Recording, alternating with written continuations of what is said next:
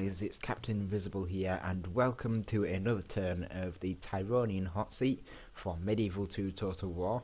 This is turn number 10, where we play as the Principality of the Amber Plains. So let's jump into this and see what we can do for this turn. So we've got an emissary from the Mongols sending us trade rights and map information. Quite happy to accept those, purely because it gives us vision on the castles here, which we already knew about, and the castle over here, which was the extra settlement that we were trying to look for the Mongols. It is a bit out of the way, and it's not something I'm looking to take. There's quite a significant gap between them, and as you can see on the map, there's no settlements between them to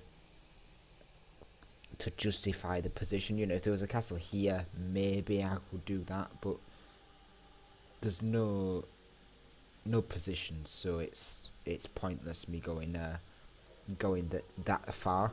And then we obviously know about these two settlements of the Mongols. So we're going to use our spy to get into Malika, which he can do. And as you can see, we've got quite a large army here. Genduk of the Oyrad, 6 units of infantry, some spear militia and some town militia, 2 units of depleted archers, one of them being a Mongol infantry unit, which could have been very deadly if it was in full numbers, but it's weakened, which is good, and a Mongol heavy archer over here.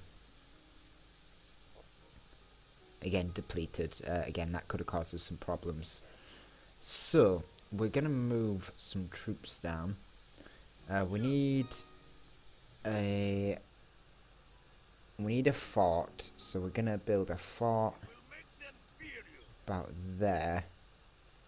Let's make sure that's plenty far enough. So we're gonna build a fort there for our ballista and our infantry unit. Gonna probably take these 2 units of infantry down as well, and yeah, I'm gonna position the general in there. Maybe could I do want to keep this fort, so having my general there might be a decent enough idea. And then we're going to take the general to attack Malika. We can open the gates, so that's what we're going to do. I'm going to use all of these horse archers with the general, and we're also going to buy a couple of horse archers from here as well, just to help bolster the army here, because again, Malika does have quite a lot of troops, and we don't want to run out of units.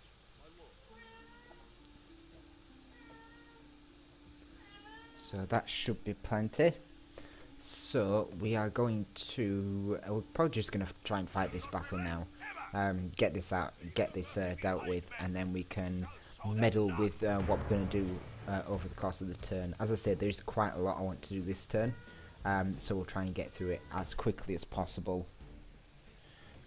So we're going to fight a night battle. This gives us 10 stars, and that means that our Grand Duke Yezvolod is going to be quite a ferocious fighter, so we're going to be in a decent position there.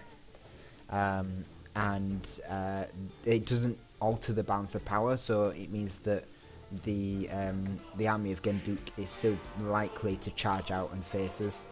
If they didn't, we would be in trouble, but it doesn't seem like they are going to, so that should be absolutely fine. So let's jump into the battle and see what we are going to do for this turn.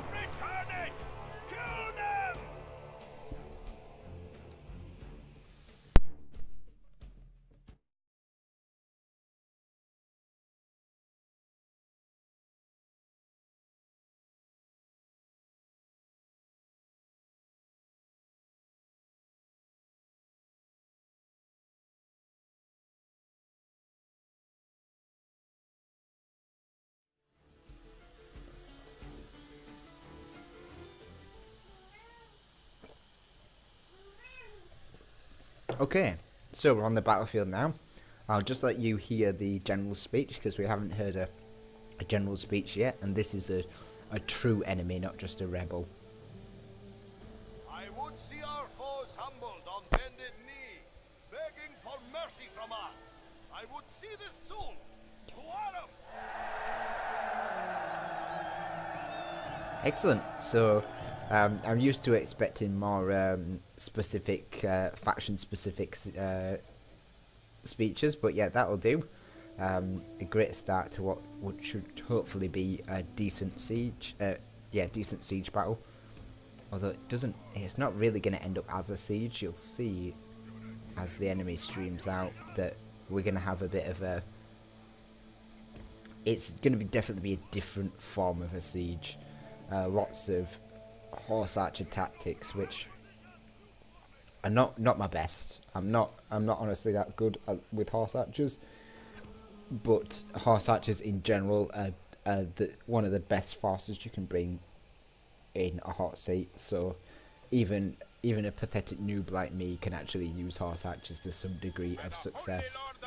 So we're gonna rush these horse archers up, the mercenary ones, and we're gonna get some initial pot shots against these forces as they stream out of the settlement. I fought this battle a few times and I can already tell it's going to be different.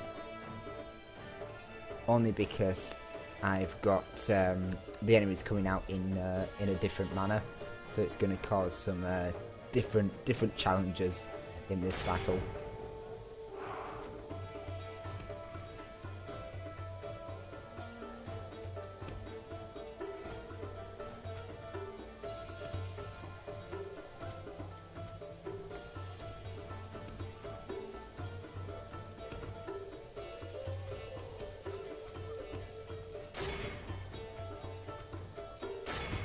But the enemy does seem to be blobbing up quite a bit, so we are going to be able to do something a bit like this and sort of surround and destroy the enemy this way.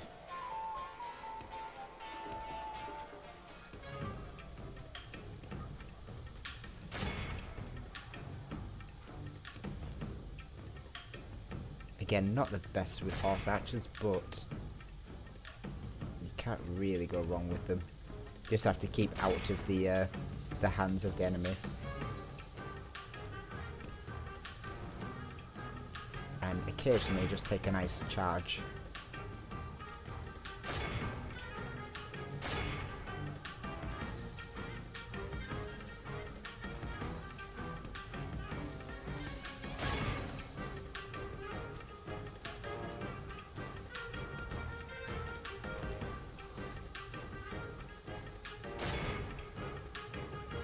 Going to be the aim of the game is to whittle down the enemy infantry as much as possible.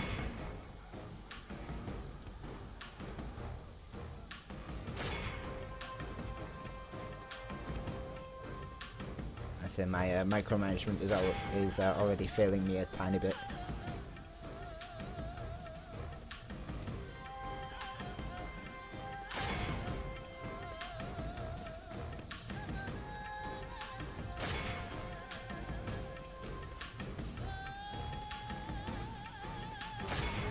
That's it. As long as we can rout a lot of these infantry units, we should be fine.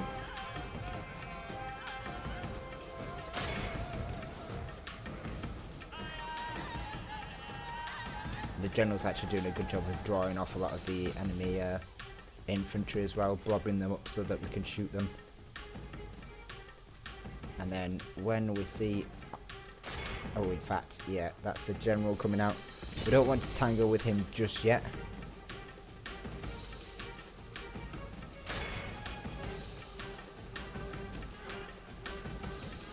But we do want to send our general over actually to start messing with him.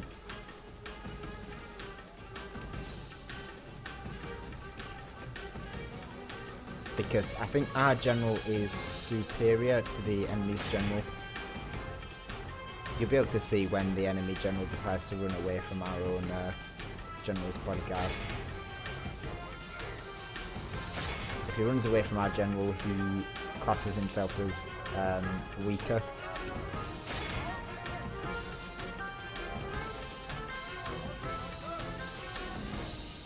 Oh, there's already fighting going on over here. I could probably take this actually. Yeah, you see, it's already gone. Let's take that fight as well.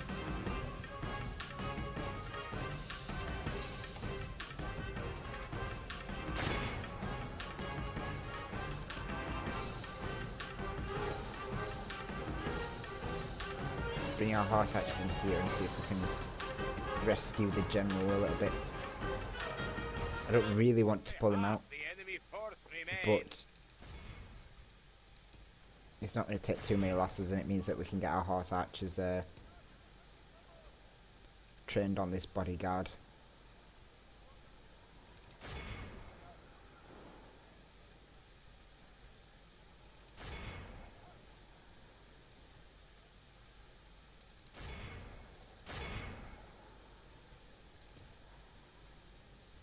Yeah, it's not too bad. To kill more of those guys.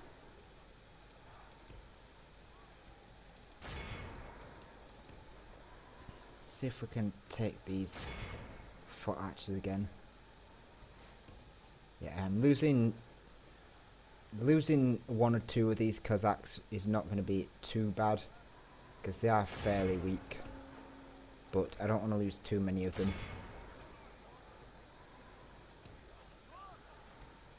Oh yeah, so routing those guys is a must.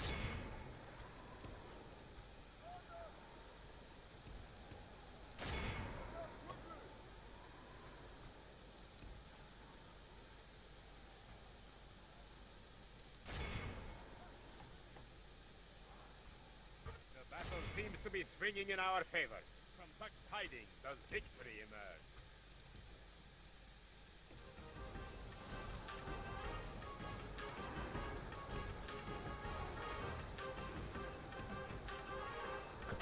Yeah, let's not take those guys just yet.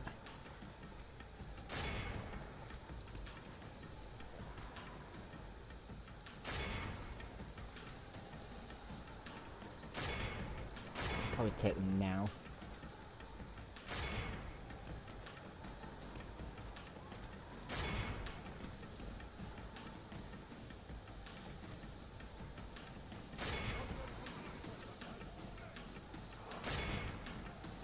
Yeah, this is probably the point where we can just charge in, and we need to just chase down all of these units. Like the coward he is, strike hard and break the spirit of his army.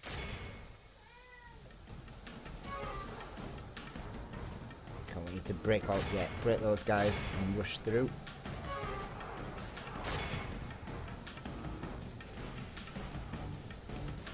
Take those horse archers out with the general.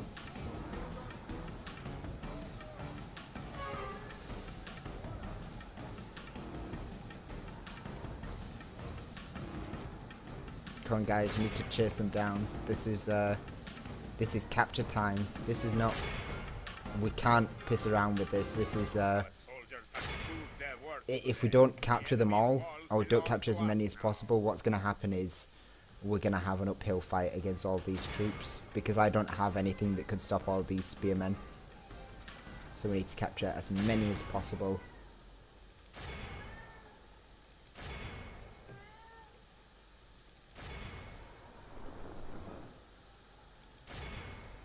Fortunately, they're in such a low number now, they're just routing every single time we charge them.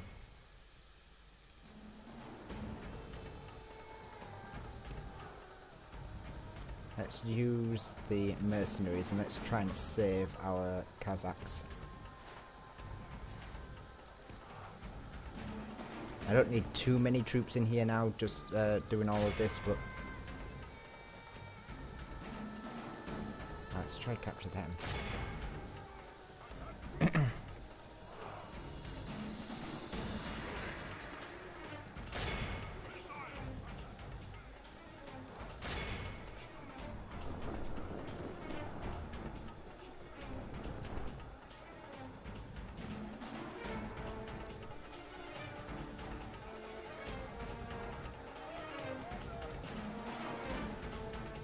can probably group these guys in tight formation now. There's no point them in being in a loose formation all that much. Don't know what you guys are doing. What are you guys doing? Whoa, whoa, whoa, whoa, whoa, whoa. Let's just chill. Let's just all get outside the settlement and chill.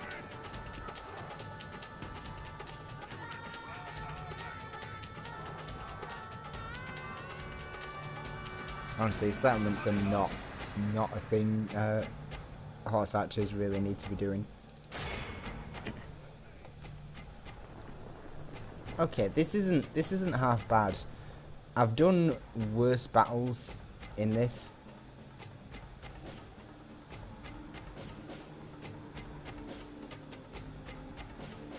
I've done battles where the enemies had a full unit of 100 and ridiculous number spearmen. So this isn't too terrible. So as my general's not the first one in here, I could actually theoretically just power through these guys.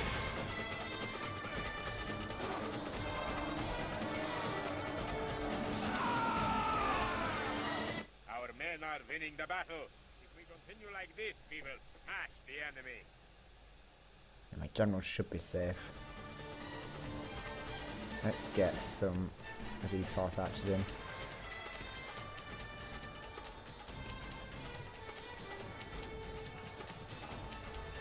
Because we are still facing spearmen, which is a risk, but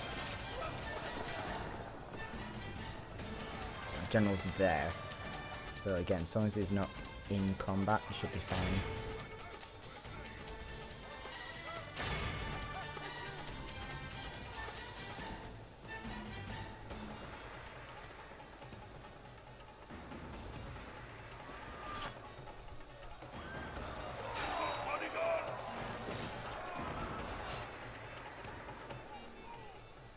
He's in combat now, so let's pull him out just a little bit, just take a breather.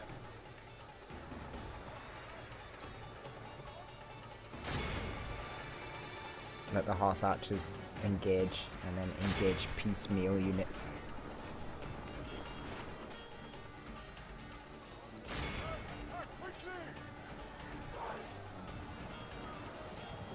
That was actually a charge from the general. Quite impressed with that. Right, let's just attack them now and just beat them down. Again, these mercenaries, I'm not too concerned about the mercenaries. And the Kazakhs we can retrain, but I mean, mercenaries are mercenaries. There we are, in the battle. So, yeah, 165 kills from the enemy. I've done it where there's like been 57 or 76. I think that was the first time on my practice run I did it with the least number of casualties I've ever done this battle with. And then every battle after that was just ridiculous number of casualties. It really got really messy. But yeah, that's a fair battle. Managed to keep a few of my Kazakhs alive this time. And my general took the main brunt of the damage. But he did kill 248 men, so that is to be expected. So yeah, a nice fair battle there from the general and his cavalry horde. I never like doing sieges with pure cavalry, but that one worked out pretty well. So I think we can settle with that.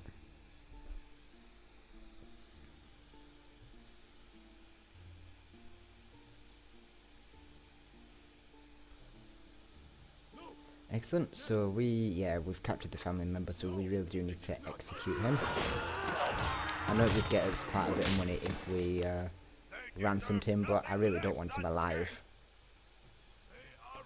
We're going to sack the settlement, and that can be us.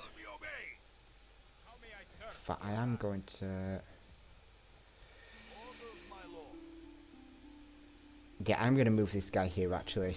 I've decided, because there's a very I'm sort of planning for a counter-attack. The Turks do the Mongols do have 4 units here, and they also have a general and a lot of units in this settlement, so they do have the capacity. Oh, he's a really terrible general though.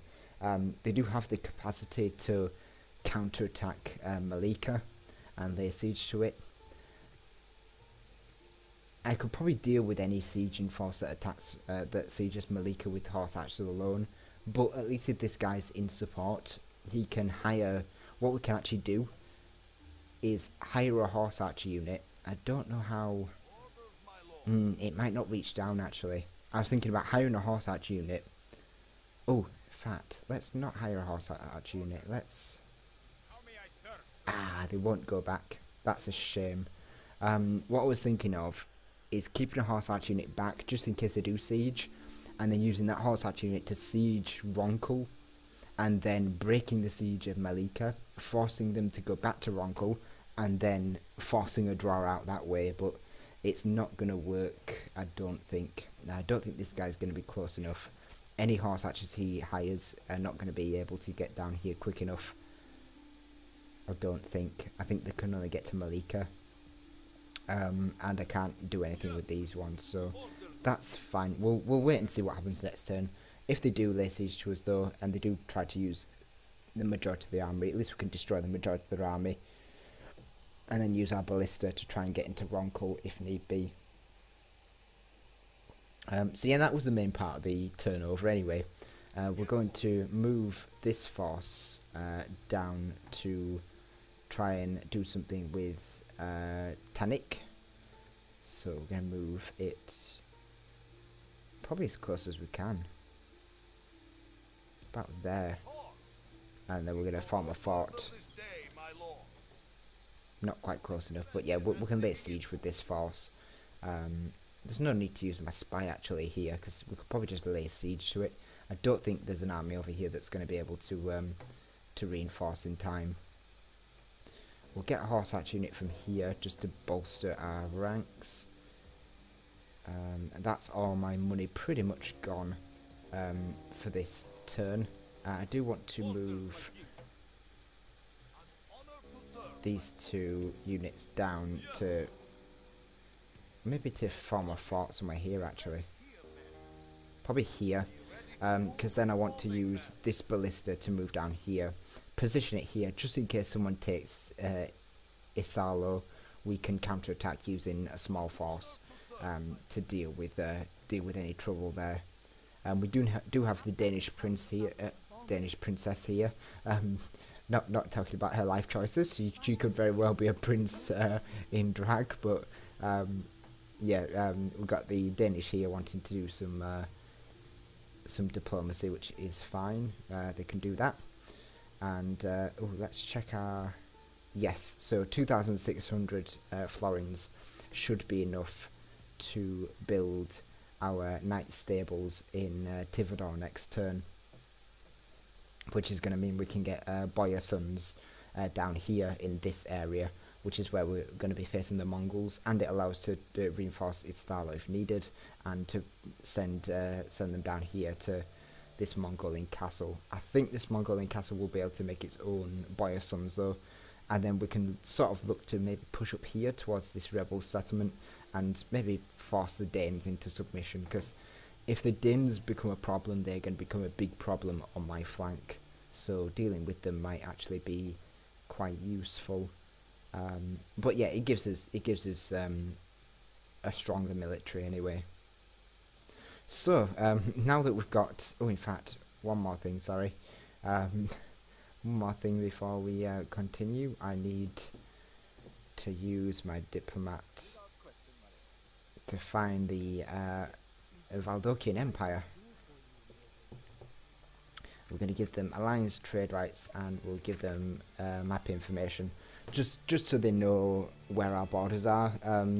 I normally don't like doing map informations, but the thing is, if I'm offering an alliance with them, I'm not going to be aggressive towards the Valdokian Empire. They are too big, and they're in too much of a sensible position, and the military is bigger than ours, so I might as well just offer map information and just go about it that way. So I'll offer them that. So that's them supported. What I might do from here, what I said I was going to do was go up this way, didn't I, towards England, and then maybe down towards the Scottish Kingdom of Ralinad, and then towards the Empire of the Sunrise Coast that way.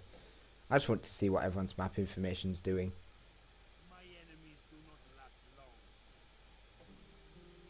Excellent. So that's that. Unfortunately, I got rid of the end of turn report, but we'll be able to check the statistics anyway. So war between the Principality of the Amber Plains and the Mongols. It's going to be an interesting one because, as I say, they can literally just counter-attack us, and we're going to have to defend ourselves next turn anyway. So the next few turns are going to be really interesting. As turn 10 is where everything changes. So yeah, just a few non-issues. What's this? Reinforced region. Tivador. Some military units. I could do with that.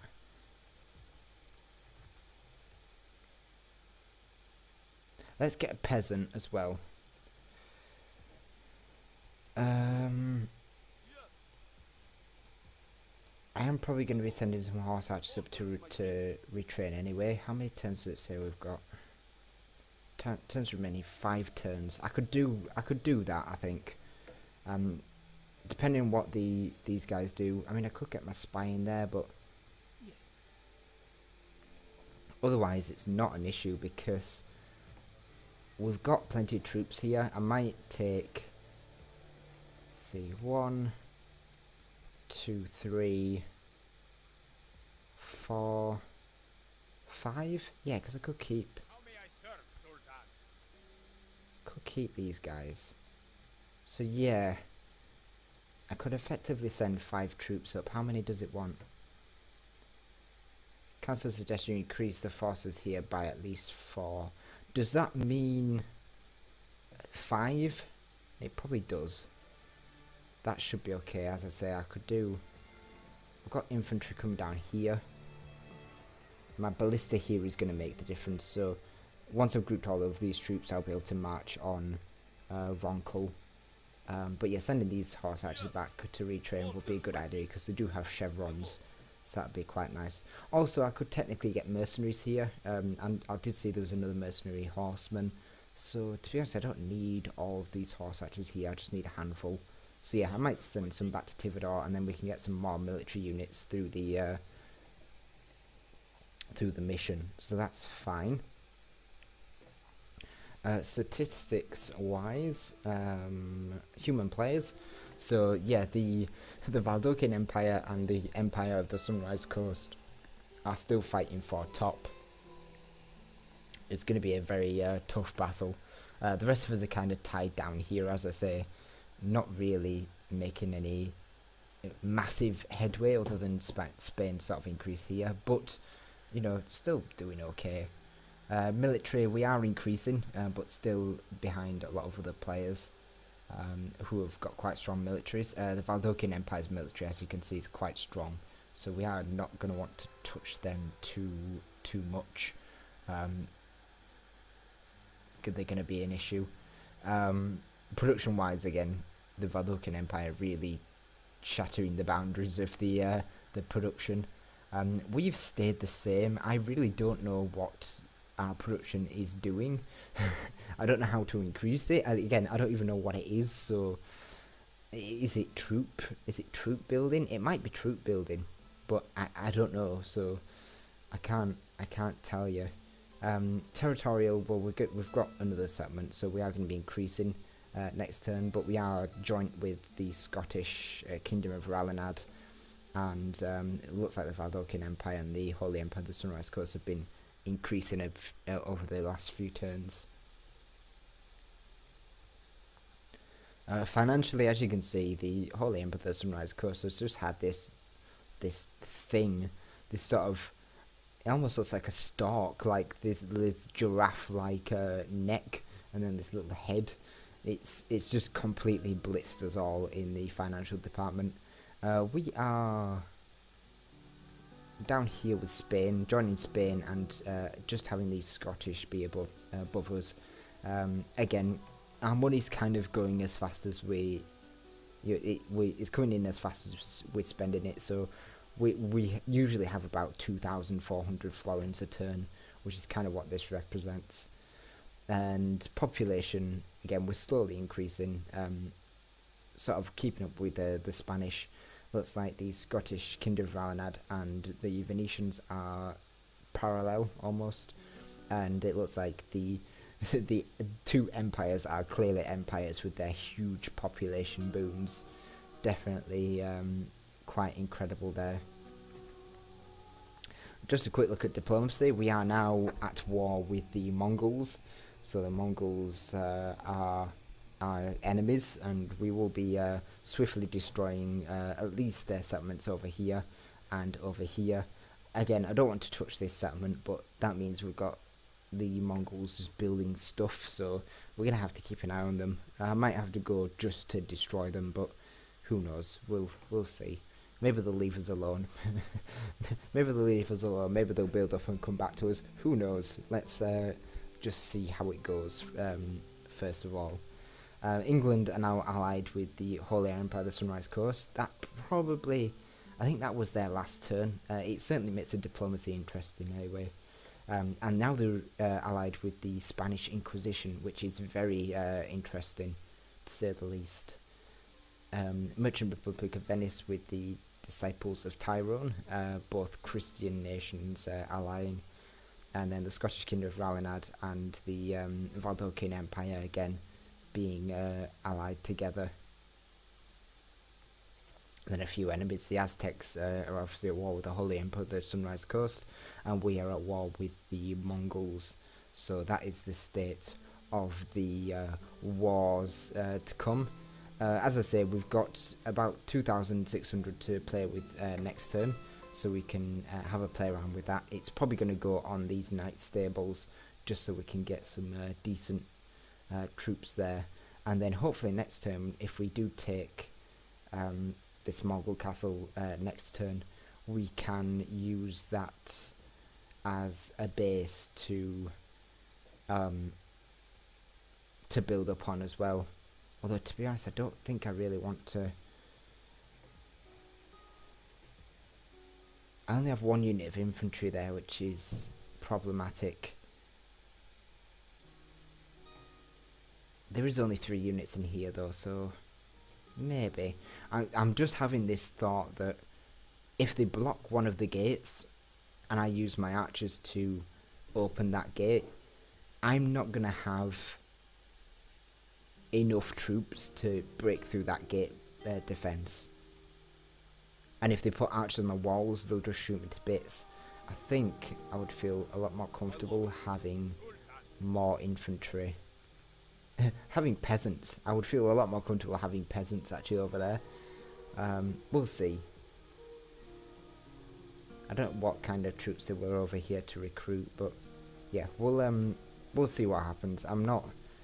To be honest, my general might be able to punch through any units here. Yeah, we'll go for it. We'll go for it, and we'll just see what they have there. The great thing about being an attacker in a siege battle or in a siege environment is that you get to decide when you attack. The defenders have no choice. The defenders are stuck inside a settlement, unless they want to fight you on the open field. You know, they're stuck. Whereas as the attacker, you can decide to leave some of your forces and go foraging. You can decide to go gather reinforcements whenever you please. You can decide to, whatever. You can do whatever you want. It's the defenders that are screwed. So yeah, we'll just have a look and just see if it's something I want to do in the next few turns, or whether it's something I want to build up an infantry force for first. Excellent. So I think that's everything. We're not doing too bad. We'll just keep building up, and hopefully we can show the other players that we're not to be forgotten in the East. Not that they need to see us as a threat, but we are definitely not going to let them have all of the fun, as they say. So let's end the turn, and let's save the turn for turn 10. Disciples. Excellent, so that was turn number 10, as I say, great milestone in this campaign. Check out the other players' turn 10s to see what they've been getting up to this turn, and I shall see you all in turn number 11.